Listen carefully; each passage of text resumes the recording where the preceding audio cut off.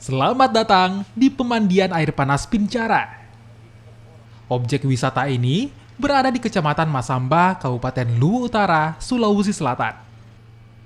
Letaknya berada di Pegunungan Masamba. Pengunjung yang berwisata pun langsung disajikan sejuknya udara pegunungan.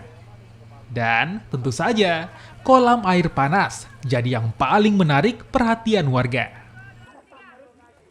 Pengunjung pun bisa menikmati uap air panas atau berenang di kolam yang telah disediakan. Nah, yang terakhir, ada aliran Sungai Masamba yang juga ada di sekitar lokasi. Ini tentu saja jadi penyempurna wisata air panas Pincara. Di sini udaranya segar, alami, kemudian memang masih betul-betul asri. Seperti itu untuk di sini. Jadi memang suasana hati di sini kalau kita jadi galau, gabut, datang ke sini jadi happy tentunya.